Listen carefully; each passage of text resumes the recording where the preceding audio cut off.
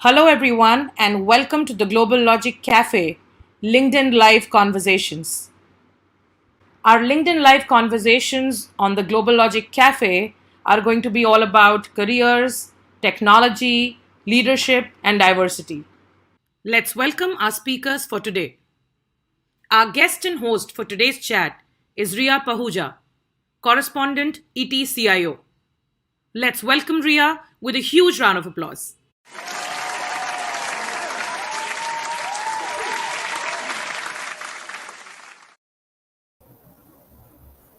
Hello everyone, I Ria Pahuja from Economic Times CIO welcome you all to the Global Logic Cafe LinkedIn Live Conversations. I trust you all are keeping well and staying safe. Recently, GlobalLogic concluded its 15th hackathon called 30X. It's GlobalLogic's innovation platform to showcase transformative ideas, unleashing tech's true potential and deriving tangible results for the business. The 30-hour non-stop coding marathon had teams competing against each other to ideate, design, and deliver next-generation POCs to turn them into reality. In all the years, the most interesting thing to notice was the range of the themes used year over year. 30 Hacks started back in 2014 with the theme Future Forward, followed by the theme Digital Transformation in 2015. And to 2021, it came down to DARQ. DARQ is said to be as powerful as the internet was in its childhood days. During the 90s, most of the major companies neglected the revolutionary potential of internet. Only the visionary leaders invested their time, effort, and money in implementing ideas with the internet and are now enjoying the fruits. Today's discussion delves on the advent of DARQ, its implications, how it applies to disruption, and most importantly, how it will shape up the future vis-a-vis a business. With this short brief, I would like now to introduce the set of panelists that we have for today. These are very eminent speakers from the technology sector who are shaping up the better future with their immense expertise and experience. Please join me in welcoming Dr. Rohini, CTO Microsoft India, Dr. Jim Walsh, CTO GlobalLogic, Mr. Rajesh Dudu, Blockchain and Cybersecurity Head and VP at Tech Mahindra. A very warm welcome, dear speakers. How are you all doing? Doing well. Thank you for having me. Great. Yeah. Great. Before I go on with my list of questions and with discussion, I would just like to inform my attendees that we have the last 15 minutes reserved for Q&A round. So please keep dropping your queries and your questions in the comment box. We will be addressing them in the end. To set the ball rolling for the conversation today, my question, I guess I first would like to open with Ms. Rohini. Ma'am, COVID-19 pandemic has accelerated the pace of digital transformation where organizations across the country are adopting advanced technologies to better serve customers and unlock new business value. How, according to you, has digital adoption taken a quantum leap at both organizational and industrial level? Given the pandemic context, how do you feel that this sets a new shift? Yeah, sure. Thank you. Thank you, Ria. It's a great question. I think the pandemic and particularly the last year and a half that we've been on this journey has really accelerated digitization in particular. And we've seen that dramatic shift. And with digitization, there is increasing use of data for multiple applications across the organization. So if I look at an organizations and the digital transformation broadly, if you think about the four pillars, if you will, of customer, employee, and operations, and the way people innovate. Across the board, especially when we say the way in which the customers are being engaged on selling and delivery using data, AI, and other digital technologies, we are seeing a lot of that great gain traction in that space. Similarly, use of digital technologies for health and safety perspective, for helping employees do their work without loss of productivity with digital assistance, for example, decision making using data, using AI, and similarly reducing the cost of doing business, for example, by better supply chain and operations. So it's across the board. I think the digital transformation was happening, but in some ways the pandemic created the necessity to really accelerate and in fact change some of the mental blocks that we would have had prior to the pandemic and adopting digitization in every sector of the organizations. Sure. Thank you for that. Very well said about the acceleration that pandemic has given us in every aspect, be it data related or industry, or whether we talk about sectors in health and safety. Can we have your responses or your comments, Dr. Walsh? Can we have your comments here? What do you think is defining the new shift today? Yeah, well, I agree with Dr. Rohini. I think that the pace of digital transformation has been accelerated because usually what happens, the dynamic within most companies is that you have a small set of champions and innovators for digital transformation, and then you have a set of opponents within the company or people who think it might be a good idea, but it's not really a priority. But what's happened with the pandemic is the people who are opposing digital transformation no longer have any credibility because the necessity of digital transformation is now eminently clear. So just like Dr. Rohini said, the COVID has removed a lot of the roadblocks for transformation. So we're seeing it across the board. We're seeing a lot of projects get the green light that had been postponed for a long time. Like one of our clients, for example, had a very aggressive transformation initiative led by their CTO that was stalled by the board until COVID. And once COVID happened, they got the green light, and that's now moving full speed ahead. And I think that's typical of a lot of organizations. Sure. Thank you for that. Moving on, Mr. Dudu, can we have your comment here? What do you think is defining the new shift today? Yeah, absolutely. I completely resonate or I completely agree with the views expressed by Rohini and Jim. In terms of earlier, people were a little hesitant from a perspective of digital transformation, or at least there were a few evaluation metrics that the projects used to go through.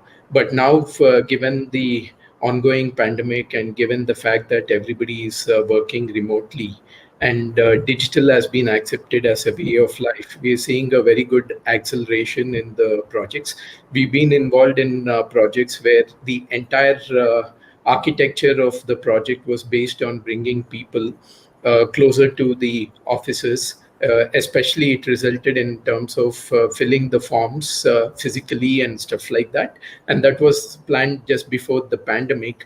And suddenly when pandemic happened, people realized that they can't get people into the offices, into the physical office spaces, and immediately they went and looked for the digital avenues and the digital medium to ensure that the project goes through. So something that has not been planned at all has happened all of sudden, and that too based on the constraints that are there in the current ongoing pandemic. So we're seeing a very good offtake in terms of the projects, and also from a perspective of the so-called fence sitters. From an adoption perspective, whatever inertia was there, it is completely gone. Very well said there. One thing that sticks with me about your quote is that digital has become the way of life today, and there's nothing beyond digital today. Moving on to the one aspect of dark technologies, AI. I think AI has become so important part of our lives today. As a consumer, I'm always interacting with Siri or Alexa or Google Home, and AI has been a part of my life. But then coming on to businesses, I wanted to understand if you guys can throw some light on the use cases that are redefining business operations and continuity. And Dr. Rohini, if we can begin with you, artificial intelligence is becoming an imperative for businesses across industries. And I would be glad if you can help us with some of the use cases here. Sure. So as you were speaking in the previous context, given data and because artificial intelligence largely works on data, although not all parts of artificial intelligence are data oriented. It's also a lot of compute involved and algorithms involved. But many parts of AI that we talk about today are being fed by data. And in fact, there was a study that NASSCOM, which is an industry body in India, that had released last year, which talked about the economic value of artificial intelligence for at least India's potential over the next few years. And it put a economic value of $500 billion on India's economy as the country aspires to become a $5 trillion economy by 2025. And in that, it also brings about, and I had a role to play in shaping that work. But I think the kind of use cases are in fact across the board, across industries. So one, to say there's an economic value, and I'll just talk a little bit about the kind of use cases across industries. But then there's also in the role of the pandemic, we've seen, and we are seeing, continuing to see the use of AI to help on the pandemic response, economic recovery, and in fact even the vaccine. Right, the whole research behind the vaccine has had a use of data and a lot of those technologies to be able to help in addressing the pandemic. And the other aspects which are important are around very social equitable growth. But to go back to your question about the kind of use cases, it's across the board and on sectors um, that are private sectors, but also largely socio-economic important sectors. So think about energy, which is a sector that is key to the economy. So around demand prediction, management, asset utilization, rationalization. If you go into healthcare, clearly we've seen the epidemic outbreak prediction, diagnostics and treatment, optimization of health resource allocation. If you go into financial services, which is a huge industry of importance from financial inclusion perspective, financial risk modeling, credit underwriting, you go into logistics, mobility, it again goes into optimization of traffic patterns, of the supply chain. So it is really across the board. I think every industry sector, every function will need to look at use cases which are of high impact from a ROI perspective, from a business perspective, and define how data can play a role in terms of bringing efficiency and effectiveness to those. Sure. Thank you so much for showing us about the various industries, how they are embracing digital and AI very especially. Dr. Walsh, my next question is for you. In today's time, DARQ is seen as the key that will open unimagined pathways into the future. Can you highlight how organizations are adopting DARQ technology in India versus the global for business transformation? Yeah, I think it's very, very interesting that I do believe that they will open up unimaginable futures. In particular, quantum and strong AI. Right now, we're kind of AI has become a widespread technology, just like Dr. Rohini said. Those will be considered. Most of the use cases that we see are considered narrow AI, and meaning that they solve a particular problem. You use AI principles, neural networks, and decision models, and so on, to solve a particular problem, rather than build a generalized intelligence, right? Like a human brain. I think that's still a ways in the future, though probably within the lifetime of most of us here. I believe quantum computing is going to add an enormous boost to that, and I think quantum is a very natural fit for parallel processing, that the type that the brain does, for example. And I believe that distributed cryptography, distributed ledgers, distributed secure cryptography, it plays with the quantum and the AI, because you can break one with the other. You can break the cryptography using quantum computing, or you can make the cryptography stronger using quantum computing and AI. And then AR is an everyday reality for many of us, mixed reality. And I think, as a matter of fact, the most interesting thing about these technologies to me is some of them, AI in particular, it's become so ubiquitous, we sometimes have to talk customers out of using it. Like I was involved with a customer discussion just this week when they had a particular business problem, and they said, how are you going to use AI to solve this? And we said, actually, this is a deterministic problem. This part of it is deterministic, that we don't need we can use machine learning techniques to help apply it to scale, but it's really more of a rule-based, this particular problem. But these other aspects of the problem are definitely AI-based, right? So you have to use the appropriate technology for the appropriate problem. But I think there's no question in my mind that these four technologies, the distributed ledgers, AI, mixed reality, and quantum computing, are going to change the way that we think about the world. Yeah. Sure. Thank you for that. Rajesh sir, Jim just mentioned about distributed ledger and quantum computing. I think this is your expertise and this is your part.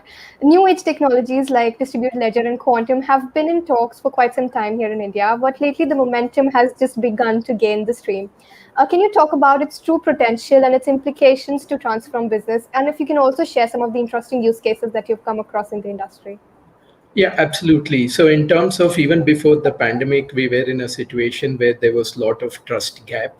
And that trust gap has been amplified only by the pandemic, right? And we see the trust gap across the industries. That's why there's a lot of focus and a lot of emphasis on distributed ledger technology, which basically talks about digitization of trust, a single source of truth, single source of truth, and brings in immutability aspects. You take any particular industry, for example, if you take the pharma industry in the current times, there have been cases of fake COVID products, fake vaccines, fake masks, fake sanitizers. If you take the example of the news industry, there have been a lot of fakes pertaining to pandemic related news. So you really do not know which is the actual news and which is the fake news. Then if you look at in terms of the websites pertaining to some of the NGOs who are doing work, unfortunately the cyber actors have gone after those particular websites, and they're kind of manipulating them, they're kind of leveraging them for cyber attacks. So we are existing in in a world where the trust gap which was there, it got amplified by several times over, and that's why people are now focusing on blockchain or distributed ledger technology to overcome those particular aspects.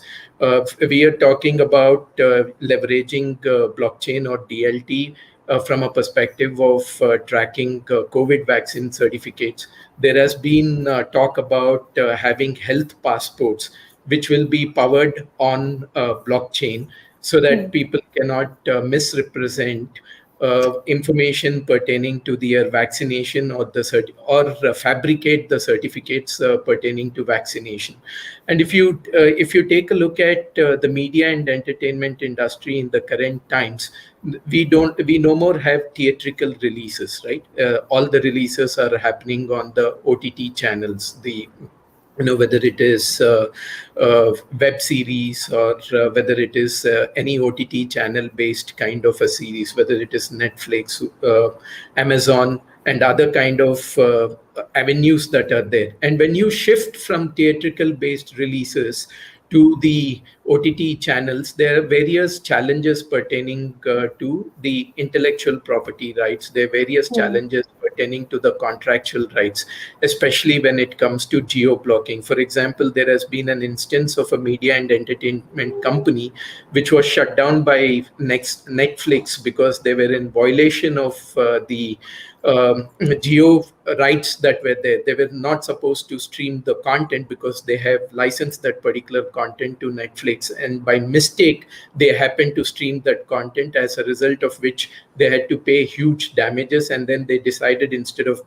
paying the damages, they will just be shut down. So these are some of the business challenges which are there, where technologies like blockchain can come to the fore, and they basically help organizations to overcome some of the inherent challenges that are there. That's primarily because either the information does not flow through freely across the organization. Different people in the ecosystem do not have access to the same set of information, or there could be misinterpretation of the information. That's where blockchain, because of its inherent capability of single source of truth and with the added functionality of smart contracts, is coming to the rescue of companies in these kind of verticals. So it is not just confined to the payments industry, as we have seen in the past, where it has been used for money remittances. It is now being used in, for example, in digital identities. In today's world, the biggest thing that you don't have on internet is the right to forget. Once you have shared something, you don't have an opportunity to revoke the information.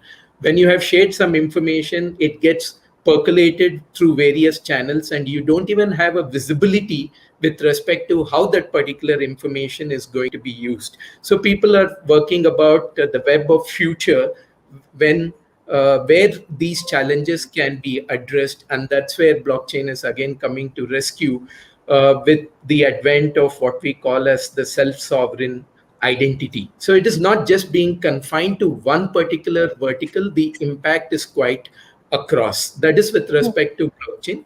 And from a quantum perspective, most of the use cases are currently confined to the quantum accelerators. People are trying various things, but one particular use case where I've seen a real life adoption is in from a cryptography perspective. We all know that information today gets exchanged on optic fiber, and today you can go in the market and buy data sniffers. They're available at 20, 30, $40, and once you put a sniffer, you're able to intercept the data packets, and you're able to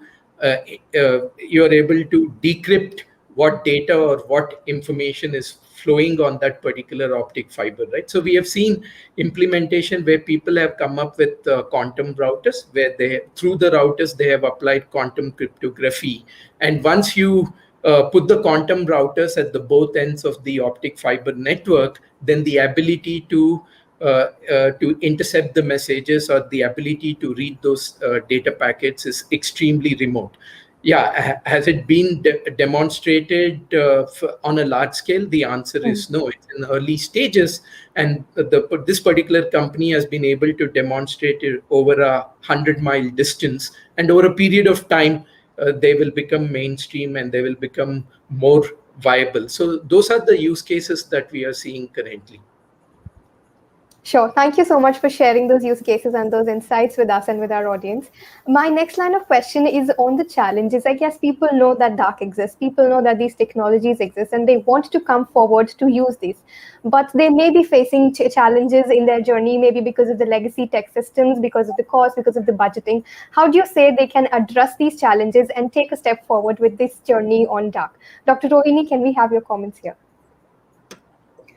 Yeah, so I think look, like as you were pointing out in the opening remarks, in the early days of the internet, when some of the people who were early movers realized that the potential of it, and we were discussing in the conversation earlier about economic impact as well as use cases that have been accelerated because of the pandemic, in terms of helping customers and employees. So I think the point I would say is that many of these technologies that we've been discussing, whether it's distributed ledger, artificial intelligence, extended reality, and quantum, these are going to have impact at various stages. Perhaps quantum is in the early stages still. There are certain parts of quantum which can be leveraged today. So I think the people in the audience need to think about developing your own understanding and skills along these domains, depending on which part of your career journey you are in, if you're a technical person versus a non-technical person. And similarly, I would say organizations at every leadership level, especially business audience also, who are potentially non-technical, will need to understand the need for to understand technology, because no industry, no part of the economy is now away from technology. Every sector, every part of the economy is what we call, actually the term we use is tech intensity, right? So the technology intensity of adoption and capability of technology is in every industry. In fact, today more people of tech background are being hired in the traditionally non-tech sectors, right? Because every industry is becoming so tech enabled. So therefore, for people to understand the potential of technology from both tech audiences as well as non-tech audiences becomes important. And I think non-tech audiences need to understand the role of technology from innovation, from very strategic business model perspective, from really trust perspective, as well as and ethics perspective. So there is a very broad range of understanding of technology that is required across the ecosystem. And I think that the learning journey in this space, right, has to continue. And one of the things that I, in my role, play a lot of attention to is helping customers, our partners, government, and developers across the ecosystem get skilled up on technologies. And they could be future technologies like we've been discussing so far, but also technologies which are digital in nature, because even a construction worker, that person's role is going to change as the world becomes more digital. The person will use technology to augment his or her work. They may not be the creator of technology. They may not be themselves an IT developer or somebody, but they will need to understand how to use technology to be relevant in their work, and therefore will need to learn the digital skills which augment their work. So every sector, you'd look at any sector which traditionally we would have thought as non-tech sector, will need to develop their tech intensity. Sure. Thank you for that. Very well said about how every company is today becoming the tech company, be it BFSI, be it into telecom, or be it into any other sector. Thank you so much. Dr. Jim, would you resonate with what Dr. Rohini just said? Would you agree to her? Yes, as a matter of fact, the construction example really strikes home, because we're working with a company right now I am in the construction sector, and we're putting in the hands of the people who are in the field on their smart devices, AR, mixed reality, and it's all driven by AI, right? So this is real. This is in the hands of regular people. The idea is to make it easier for them to work rather than harder. And I think that people are just the people who will be using this application are what we call in the United States minimum wage hourly employees. And but nonetheless, people are tech savvy enough, through the use of their cell phones, through playing video games, that these technologies, the user interfaces associated with mixed reality, for example, are second nature to them now. So these technologies can definitely infiltrate the lives of non-technical people. And I think that one of the really interesting factors about these technologies for me too is when to use them. And as a technical person myself, I tend to gravitate to things because they're cool, right? Because I think quantum, wow, it's like, and I think that I'm not alone in that. But the trick is that when you're in a business situation, like Dr. Rohini was saying, you want to pick a technology that's because it solves a business problem, not because it's cool, right? And so you have to, I think we as technologists, especially because technology is infiltrating every aspect of society, we also need to think like the end user, and to some extent like a business person, which is not second nature to me. I think it's second nature to many other people. I'm more of a pure technologist than scientist in my orientation. But how are we creating business value for the use of this AI? And having this conversation with a client the other day that I mentioned, where you actually don't want to use machine learning for this. This is more of a decision model-based system, rule-based system for this particular application, right? Because it's deterministic, it's not probabilistic. But in other cases, you do want to use these tools, and they're the best available. Like one of the interesting things in judging the DARQ hackathon was there were some of the applications that use blockchain where they weren't really leveraging the techniques of blockchain. They were just using blockchain because it was cool, right?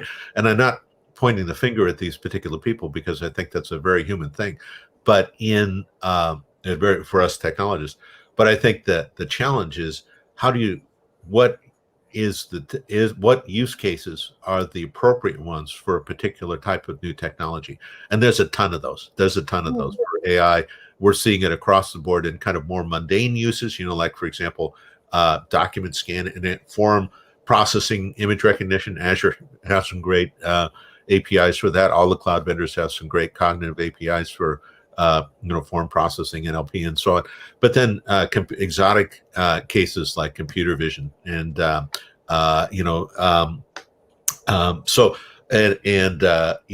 diagnosing diseases through computer vision and ML, adaptive education, which I think was a system we worked on that is absolutely fascinating to me and has potential to revolutionize the way a lot of people learn, especially those with learning disabilities or who don't have access to good tutors. So I think there's huge potential for all of these technologies, but I think we as technologists need to be very conscious that we're solving a problem for somebody else. Usually, I mean, when we're doing it for ourselves, by all means, cut loose, learn, explore, experiment. I mean, you may come up with the next big breakthrough, right? Absolutely. But when we're in our day jobs, we can do that. We can dream. Absolutely. That's how you learn. But we also need to think about what business problem are we trying to solve? What social problem are we trying to solve? And what is the best approach to that? And it's not always dark technologies. It's a mix of established and new technologies. So pick the best one from your palette. Broadening your palette is the right thing to do so that you can choose the best technology for the use case. Exactly. Very well said, sir. Thank you so much. Rajesh, so taking the conversation forward onto the part that Jim just mentioned, we should not, take up the technologies just because they feel that they are intimidating or they are cool, but actually they try to solve the business problems that we have. How do you say that companies can actually follow this? They just do not pick the technologies up just because they feel intimidating or they feel that this is going to make us feel cool. Yeah, absolutely. So from my perspective, I would like to share my inputs on 4 dimensions. Number one, first, more than doing it for tech's sake, what companies should be mindful of? They should be mindful of a trap. The trap which I call is, I don't need this for my business. That's the biggest trap that most of the companies get into. Hey, why do we need this particular technology when everything is good, when everything is working well? Because most of it is going to come because the implementation, as Rohini and Jim had mentioned, seem to be governed by tech's sake rather than linking it to a business outcome. So the way to link it to a business outcome is to look at from 3 different parameters. One, is it helping me to redefine customer experience? Is it helping me to provide newer customer experience to my end customers? Number 2, is it helping me to reduce the total cost of ownership? And number 3, is it going to introduce new revenue streams? And if you pick up any tech stack that is available in the compendium of the DARQ technologies, they will be able to fulfill the 3 objectives that I mentioned: a newer customer experience, reducing total cost of ownership, or introducing new revenue streams. That is from an organization's perspective. Yes, they should clearly link it to the business outcomes and also be very mindful and very, very cognizant of the traps that they generally tend to get into, saying, I don't need this particular technology stack or this particular technology solution. That's from an organization perspective. And from a resources perspective, especially from a human resources perspective, and also how organizations evaluate those resources, the yardstick also needs to change. Gone are the days when organizations used to evaluate resources based on number of years of experience that they bring to the table.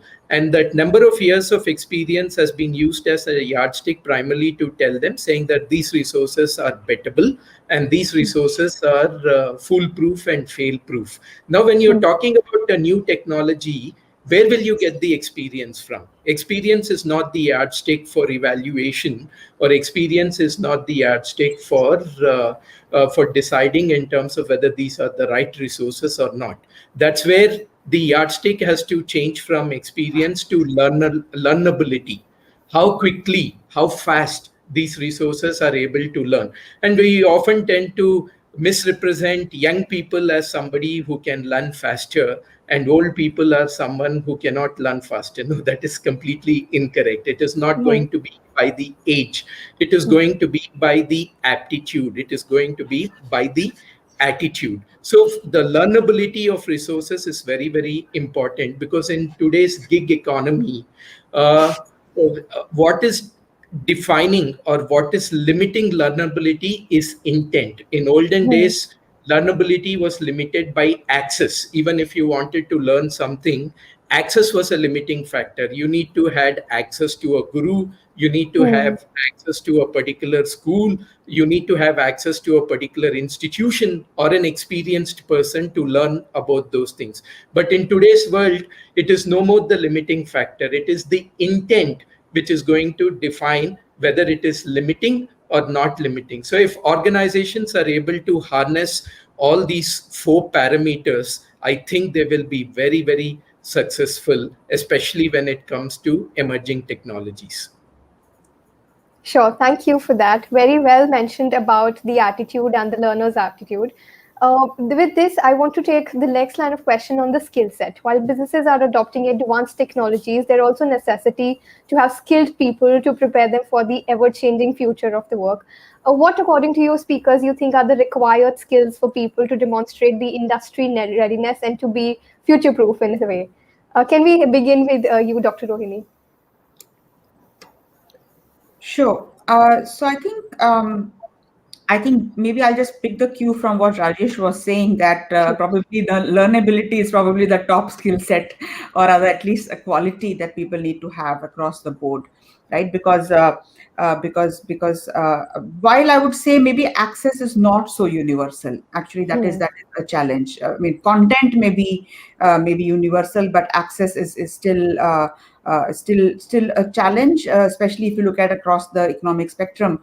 But there also technology can play a role from perspective of languages, that translation capabilities, or for people with disabilities. Technology can play a role in terms of providing access to information that may not have been available for people with disabilities. About what are the type of skills that are required. I think people with so there is clearly, as we're discussing about technology as being an important part of every industry, not the only important part, but one of the important parts. I think people will need to develop the technical skills, but I would actually say that now there is so much happening on and when I say technical, I don't necessarily mean coding. I actually mean the ability to think analytically and problem solve, because there is so much happening in using what you may call very low code, no code type of or type of development of tools and applications, that you really don't need to be a coder. In fact, there are arguments to say that AI actually is writing code now. So you actually don't need to be a coder per se. You need to be a problem solver, and you need to be able to look at problems and analytically think about what will it take to solve them, right? So I think that I'm still calling that mostly technical skills. But then, like we were discussing earlier, the need for the sort of traditional non-tech audience to be able to understand how technology will change their business, the business model, in way in which their customers and partners will work with them, how the employees will use technology, and really be agile in terms of changing their functions and their business model to really be ahead of the curve and take that strategic advantage. And the last I would say, which is perhaps linked to the first one about the learnability, is the soft skills. Because as more and more tasks become automated, right? And when we many times people say, okay, so what about my job when AI comes, etc. Actually, I think it's not about jobs, it's about tasks. So when tasks get automated, or AI comes in as to augment them, then the need for soft skills, which are around collaboration, which are around nonlinear thinking, which is around empathy, being able to look at ambiguity and solve structure. Some of those soft skills, which we probably did not pay as much attention to, become even more important, because when you have those soft skills, you're able to leverage your technical skills to really create a very potent conversation. So kind of I would say there's technical, there is non-technical, then there is soft skills that one needs to think about. And it's a combination of these that you hone over a period of time to really shine in this new era that we're entering. Sure. Thank you so much for that. Jim, my next question to you is Dr. Rohini very well mentioned here about the skills that we're looking at, except in exception for the technical skills. And one of them, she very rightfully mentioned about being a problem solver. What do you think are the other skills that make up a leader for future for tomorrow? I am sorry, Dr. Jim, you are on mute. Well, that's one of the skills people need, is to learn when to unmute and when to mute. But yes, I'm in violent agreement with Dr. Rohini and Rajesh about the need for creative problem solving and learning people. Like my own, it's Dr. Walsh, it says down here. My own degree is actually in physics. It's in mathematical physics. It's not in computer science. And I never in my wildest dreams thought, my PhD thesis in quantum mechanics would become relevant to my career in computers. But what I did, and my entire career has been in computers. I never worked, other than school, I've never worked professionally as a physicist. But I figured that learning math and science would enable me to learn anything else I needed to know. And that has really helped me throughout my career, because I've been working here in Silicon Valley over 30 years now, and and the one thing that it's a cliche that the one constant is change, but there's no question that over a 30 year or longer career, the technical landscape is going to look completely different than it does today. When I did the math several years ago, and computers are literally 1 million times more powerful, literally, I mean, in every dimension, than the ones I started working on. And oddly enough, the same will be true for you. I mean, they will be 1 million times more powerful 30 years from now than they are today. So imagine the applications that will be possible. I mean, the things that only Google and their massive network of computers can do, you'll be able to do in your phone 30 years from now, right? Or your equivalent, whatever that might be. So I think the ability to learn, to solve problems and to think are much more important than to be trained in a particular skill. Now, obviously, you have to have the skill that gets you employed, right? But that only gets you your first job. Your skill only gets you your first job. By the time you're in your first job for 5 years, all the skills you've learned are going to be on the edge of obsolescence. So you need to be able to think, learn, grow. And I think Dr. Rohini said it very well, that the soft skills like tolerance for ambiguity, like being in a situation where you don't know the answer to the problem, be able to continue to function, right? And creativity, to come up with an idea that nobody knows the answer, but you come up with a novel idea. I think that's, if I can say this culturally, I think that's a huge strength that India brings to the table, is that creative problem solving is part of the culture, in India, my observation anyway. And also, to some extent, this tolerance for ambiguity, to get into an open-ended situation and figure it out, And I think that building on those strengths that we grow up with, in those soft skills, and our ability to communicate our ideas, are enormously important to your career in the ability to think, learn, adapt, are the most important skills you can have. And then, of course, you have to be good at whatever gets you your first job, right? And then you move forward from there. It might be coding, it might be the more code generation sort of things with the creative problem solving. But whatever gets you your first job, and then to be able to grow from there. Sure. Thank you so much. Rajesh sir, would you agree to what Jim and Rohini just talked about? Do you have anything else that you would like to add on to when it comes to the skill sets part? Yeah, absolutely. Completely agree with what they said. In addition to what they said, I wanted to share two things based on my experience, especially with the current workforce. There's a lot of tech phobia. And this tech phobia also comes from people who are apparently qualified as BTechs and MTechs. And they come to me and they tell me saying that, hey, Rajesh, I cannot do this new age technology. I'm not a techie guy. I say, hey, you've done a BTech and an MTech, and how can you say that you're not a techie person? So the tech phobia is something that people have to be very, very conscious of. When you become very comfortable with something, that's when the phobia starts to come up. So you need to stay away from that particular phobia. If you fall in love with something, then the phobia will go away automatically, number one. And number two, I've learned this from sports people, maybe because of my indulgence in sports a little bit. They need to have the mindset of a sports person, both from an agility and from an adaptability perspective. And one empirical example is, for example, if Dhoni wouldn't have invented the helicopter shot, he would have never been successful. Was helicopter shot was there before? It wasn't there. It was his own invention, he learned it over a period of time. And we see this with respect to every sports person, right? And sports person don't say that we have been champions, we have won the previous sports events, so we have an edge compared to others when they go and compete again. No, they have to start from square one. They have to start from ground zero. That's the mindset that the professionals also have to bring in. So break the tech phobia, and then mimic the personality, or mimic the approach that a sports person takes to their particular profession, right? So the learnability is an integral aspect, and you have to keep on learning and learning and learning. So those are the two aspects that I would like to share. Sure. Thank you so much. While I would love to extend this conversation further, but seeing the clock ticking by, we're quickly taking closing comments from you speakers. And for the last question, I would like to leave it to the audience to an open note to know about how the future looks like to you. What are the future trends that you see coming up in a few years?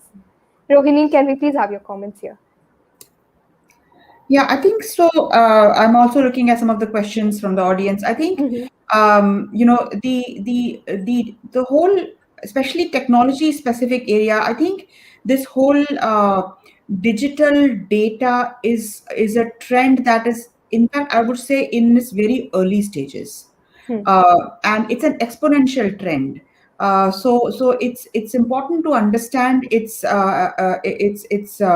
the roles it can play. And we've been talking about AI as such, but actually I think the reason one has to kind of step back a little bit and think about intelligence not as just is somewhere in the cloud or in some data center, but in an ambient manner.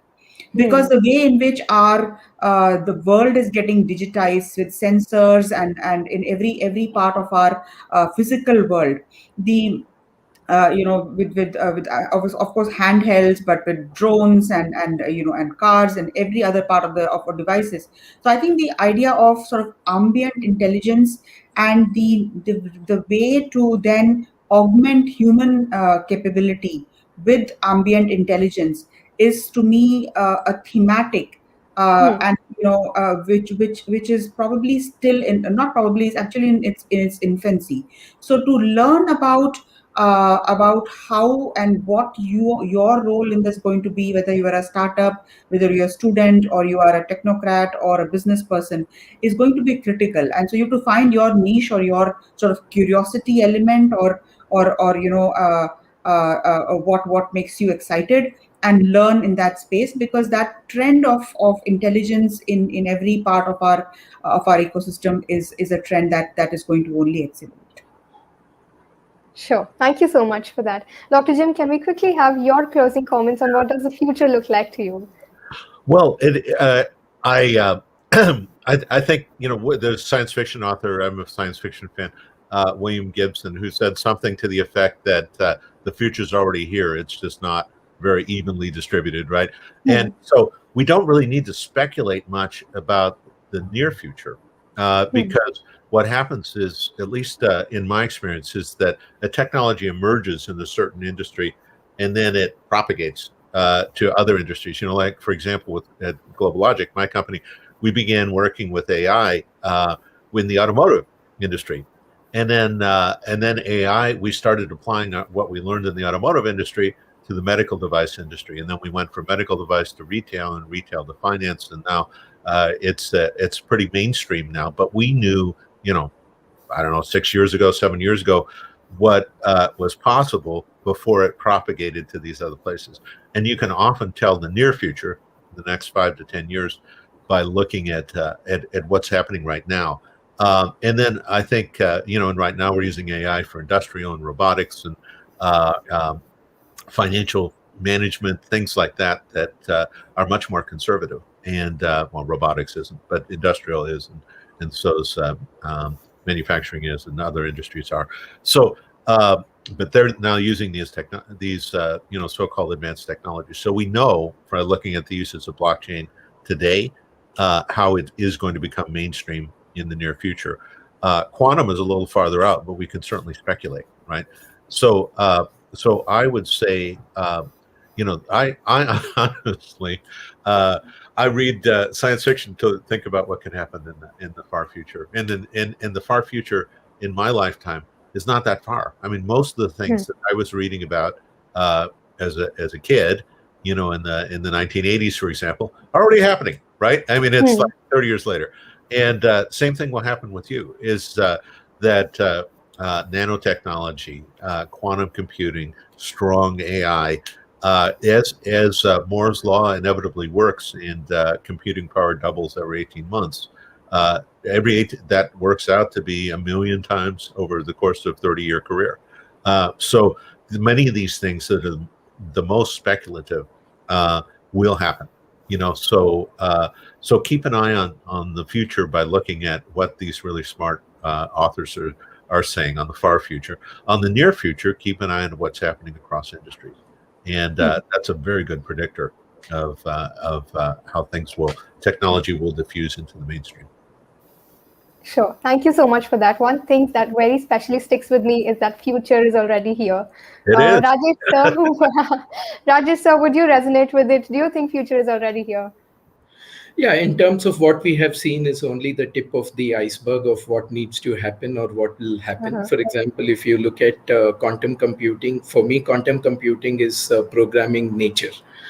Because everything is based on the techniques that happen in the nature, right? Based on the physics that happens in nature. So it is about programming that, and eventually, wherever we are heading, I think tech is a catch-up game between the bad guys who want to use tech to advocate human deceit or to perpetrate human deceit, and the good guys who want to use tech to preserve that humanity. So it's going to be a catch-up game always, and that's how I see it. Sure. Thank you so much for these insights and these discussions. Dear audience, we are now opening up for Q&A round. If you are connected with us through Facebook, YouTube, or LinkedIn, please drop in your queries and in the chat box. We will be addressing them now. Dr. Jim, you talked about how India is adopting DARQ versus how global is. And one of the questions I see here is, he asked, what percentage of DARQ adoption do you actually see picking up under the progress in India? Unfortunately, I can't talk to India specifically, probably as well as either Rajesh or Dr. Rohini can. But I can say that what I look at, I mentioned how the future is already here, is this technology adoption curve, the bell-shaped curve, where on the far left-hand side you have the innovators, and I would put the quantum computing in that bucket. Right, that's about 6% of the market, if I'm remembering my bell curve correctly. And then next you have the early adopters. These are the people who adopt technologies before the mainstream picks them up. And I would actually put that's about 13% of the market, if I remember my bell curve again. And then I would actually put serverless, and I would actually put blockchain there. Rajesh may disagree with me, but I don't think blockchain has quite reached the mainstream yet, but I think it's poised. It will reach the mainstream. It's inevitably going to reach the mainstream. I think serverless is in the same category, by the way. It's not quite mainstream yet, but it's being used very heavily, and it will become mainstream. Probably in the next year or so. And then I would put the other technologies, the mixed reality and the AI ML, at least the narrow AI ML, not human brain AI ML, in the early majority. That it's no longer even an effort to try to persuade people that these technologies are mainstream and that they're something you can bet your business on. It's like a given, right? In every industry at this point, right? So I think that has thoroughly penetrated the mainstream. There are excellent commercial products, made available by all the cloud vendors, open source and commercial systems, that you can build bulletproof applications on top of. So I don't think India is any different from the rest of the world, at least from what I can see, in terms of their adoption of these technologies. Certainly much of the technology being built is being built in India. Now, what's being used by the public, we have some clients in India, but, most of GlobalLogic's work is in Europe and the United States. But we do have clients in India. And from what I can see with our Indian clients, they're doing the same thing. They're doing the same sort of thing. But I will defer to both Rajesh and Dr. Rohini on that score. Sure. Rajesh sir, can you help us with the percentage what you think has been the adoption here in India? In terms of it is quite varied. It varies from one particular technology stack to another stack. So we've seen a good amount of adoption when it comes to artificial intelligence. We've seen a good amount of adoption with respect to augmented reality in a particular areas. I mean, excluding the gaming industry, we've seen a very good adoption of augmented reality.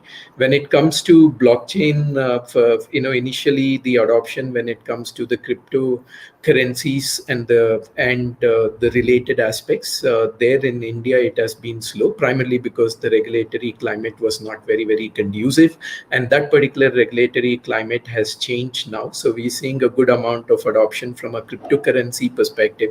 But non-cryptocurrency applications, if you're looking at enterprise applications of blockchain, there is a huge adoption from that particular perspective. There are national level organizations, whether it is MITI or whether it is Niti Aayog, they are already talking about the national organization like NPCI, National Payments Corporation of India, is adopting blockchain to reduce reconciliation in payments, to reduce the settlement time in payments. There is a national consulting paper that has been published by MITI as well as by Niti Aayog, where they want to build blockchain-based infrastructure to establish proof of existence and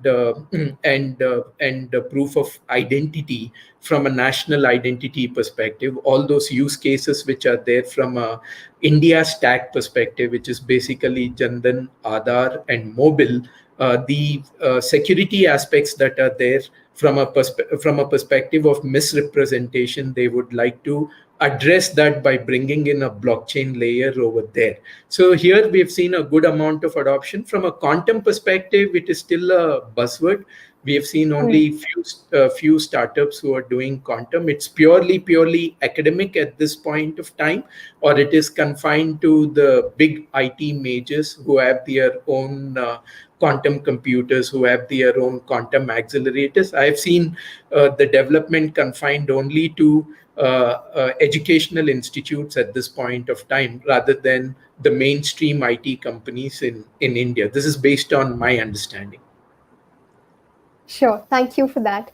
Dr. Rohini, I guess you can help us with the next question. I guess this question has come someone from the financial industry, and he asks, how can we use DARQ to shape our financial IT industry? Yeah, so I think, financial services is an industry that has been and continues to be transformed, getting transformed across the board. The fintech revolution continues, and in countries like India, there is still a huge potential of just financial inclusion, meaning large sections of the economy having access to financial resources, financial products, and services in a way that makes their opportunities of economic opportunities available. So given that the need for innovation is there across the board, right? And you can go down, when you say financial industry, actually I'm talking about banking, insurance, and the entire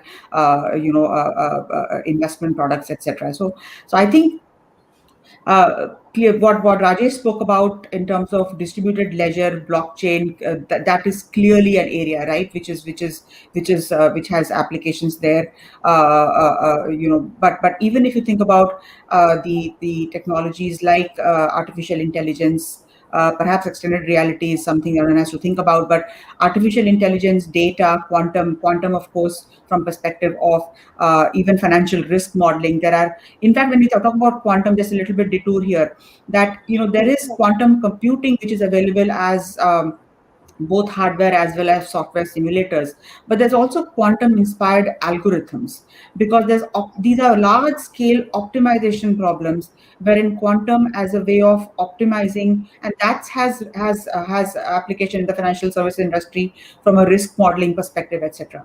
So I think, and the artificial intelligence which is something that I passed over, but let me come back to it, because that has applications on on reaching out to customers with different languages, from just access, of providing access to financial products in a way for somebody who maybe even not literate, but able to interact with a voice interface, for example, and that AI provides ability to use speech to text and be able to have work with chatbots. I mean, there's just so much that's possible, even in just customer experience at scale, and being able to provide that to a very diverse set of audiences.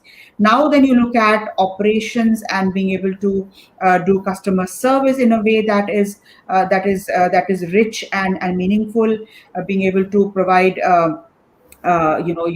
your back office, from a optimization and effectiveness perspective. So there's just a huge range. And of course, the point that Rajesh talked about, which I think India is doing, and I'm giving the Indian context because I'm in India, but I think the whole the India stack and the kind of innovation that are happening in India from data sharing perspective, and I'm particularly referring to the data empowerment architecture, which is a very novel way of thinking about sharing data in a way that is providing consent, that is offering the owner of the data the power to provide consent on who gets to share the data, what the data is shared for, and how that data can empower the person to get financial products and other services, which I think is a very radical and innovative way of thinking about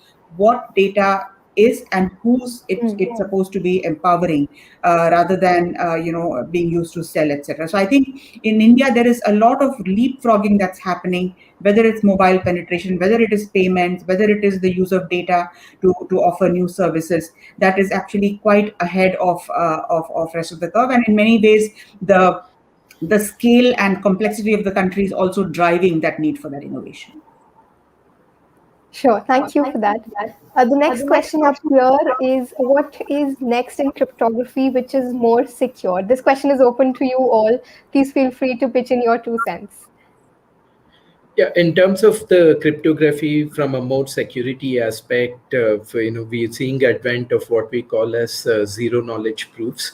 And within zero knowledge proofs, there are 2 branches. They're called as snarks and starks, wherein without sharing any information, you will be able to authenticate yourself. The concept that is being used is, for example, for long, we present our credentials to a server which is validating our credentials. In a zero knowledge proof, you're asking the server, what right do you have to validate my credentials? So the server, you're not going to share your credentials with the server, not the server is going to ask for your credentials. So there is no exchange of information. That is why it is called as a zero knowledge proof. But still, they end up validating each other. They end up identifying each other without any fraud or without any fraudulent activities. That is the next in cryptocurrency. There is a cryptocurrency coin called Zcash, which has programmed zero knowledge proof, and they have already hit about close to $1 billion valuation, not now, few years ago. And that is going to lay a foundation for a lot of things that are going to come, wherein you will protect your anonymity but still establish your identity. Usually identity gets established when you don't protect your anonymity, but whereas here you end up protecting your anonymity completely and end up establishing your identity completely. That is the next in the cryptocurrency world and the cryptography world. Yeah, I think the really interesting thing about this from a social standpoint too is that these technologies, the cryptography, the ability to break cryptography using AI and using quantum computing and other techniques, we have the potential for increased democratization, and more freedom, or the opposite. They can go either way, like Rajesh was saying, with it's a war against the good guys and the bad guys and good people. And I don't know who's going to win. Honestly, I see some negative trends and I see some very positive trends. So I think as the world's largest democracy, India has the opportunity to really prove the value of these technologies. In things like in voting and establishing identity and not using it to infringe on people's freedoms.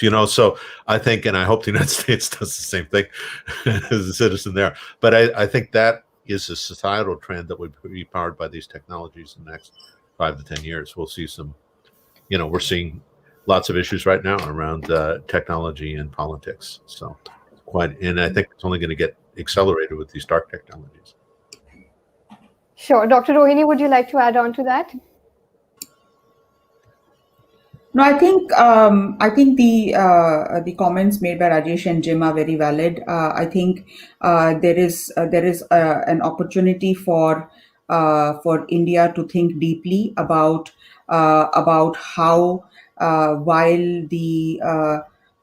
while digitization both in the country and the government and some of the initiatives, let's say on blockchain that MeitY has come out with, the national program on AI that is coming out, the whole work that the government has done on managing COVID. All of these are excellent trends. But I think the need for us to really pause and think about are we creating the trust and keeping the democratic values of the country up and center is very important, and which is where some of the things that Niti Aayog is working on responsible AI, which is a very important element of thinking about ethics and some of those issues becomes important, because fundamentally those should not be afterthoughts. Those should be thoughts that which are built into even as you are adopting technologies and ramping up, because as a country we are and I'm sort of going down to India, but because a complex country, there's a digital divide which also is worrisome, and not just in India, I think across the world, because the digital divide, when the economy becomes more and more digital, then the digital divide translates into the economic divide. And it's actually not just economic divide, it's also gender divide. Right, because across the world, or even on certain dimensions of gender, where access to digital is creating an economic divide. So I think some of those are issues that we will need to think about, even as we think about technology adoption and other things which are important that we need to, and the pandemic has taught us, is to think about big issues that we probably would have kept earlier in our back pocket to say, okay, we'll deal with them when they come. Maybe the pandemic has taught us that we need to think about them ahead and front and center, and those may be around global warming, those may be around inclusion, many such things which you would have thought, yes, they are not hitting you right away, although I would argue that they probably are, but I think the need for us to think of them as opportunities will be also important, because the potential of these technologies actually is the greatest in some of those areas. Sure. Thank you so much for that. If we go on, take every question that we have, I guess the conversation would go on for hours. So setting up the limit and taking the one last question that we have here, and let's talk a little about extended reality. How do you see the future of extended reality? And if you can share a few real life cases or business use cases that you may have heard or seen or worked upon. Can we begin with you, Rajesh, sir? I'm sorry, sir, you're on mute. Sorry, extended reality in terms of, nothing comes to me as of now. Maybe I'll ask, maybe Jim or Rohini can answer that. Yeah, we're doing a couple of interesting things with clients. Like one of our clients is in construction. I mentioned different construction clients. And they want to be able to, well, actually, we've done this. They needed an X-ray view of what is inside a wall, so that they know where to put a fire door, right? So we have a mixed reality application where you can look at a wall and you can see the wiring and the pipes and the other things that are inside of the wall as a construction worker, right, in the field, right? And then we do a number of others around sports, for example. Finding particular players by identifying their numbers on their jerseys and tracking them and putting their scores above them, computing betting odds, things like that. It's very much digital training. Jet aircraft and so on. This became very important during COVID. So because people need to learn in their houses. So how do you send them a jet engine to learn the mechanics on, right? But to be able to work with a mixed reality model enabled, a higher degree of remote training. You still want to interact with a physical device, obviously, if you're maintaining a jet aircraft. But these are very much becoming mainstream technologies in business, and not just in games and in entertainment, but for business use cases. And there's some others that we're working on right now that I can't mention because they're not being shipped. But yeah, they're in development. But it's real. It's real. Thank you for that. Dr. Rohini, can we have your last comments on how do you see the future for extended reality? Yeah, so I think just to add to Jim's ideas, I think mixed reality, and I think of that as what the spectrum of what you call extended reality, augmented reality, mixed reality. They are slightly different variations of how you think about broadly the coalescing of the digital and physical worlds, right? And when you think of it from that broader perspective, they're very interesting. And you think about digital twins also kind of in that spectrum in some ways, right? Because you think about sustainability, as I was talking about earlier, creating digital twins of your buildings and then being able to define how you're going to manage energy, for example, and do efficiency of both energy, water, waste, etc., are also very interesting use cases of how sort of digital twins are being used. Of course, there are many other use cases, but again, mixed reality, extended reality, that broader thematic. There are very interesting things happening. For example, we recently had a surgery happening in one part of the world, wherein surgeons from across the world were able to watch it.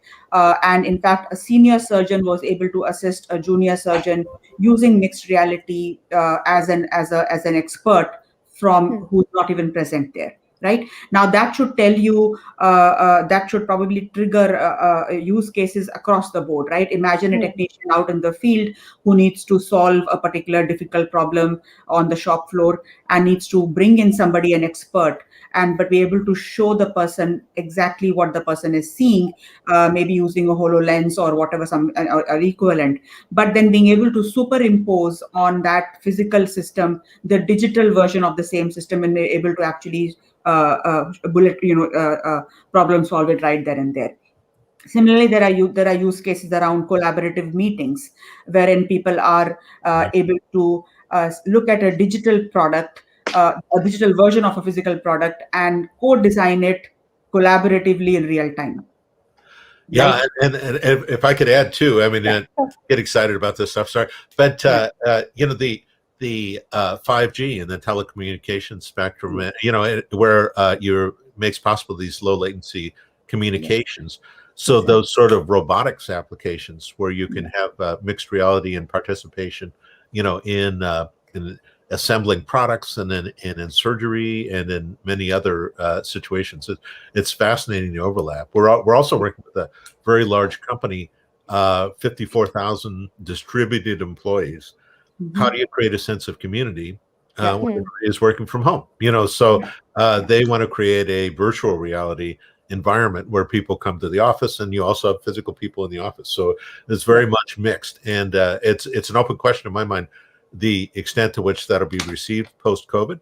But I think it's a brilliant experiment, and it should be very, very interesting to see how that works out, because it's very large scale. Yeah. There are. I know we are out of time, but I think there are even forget about sort of devices which are probably not very broadly, but even using regular smartphones, really interesting use cases in education. Making, for example, science experiments come alive to you using mixed reality. Similarly, disaster response. Some of that we saw in the hackathon that we had. Right. Think of retail. Think about hospitality.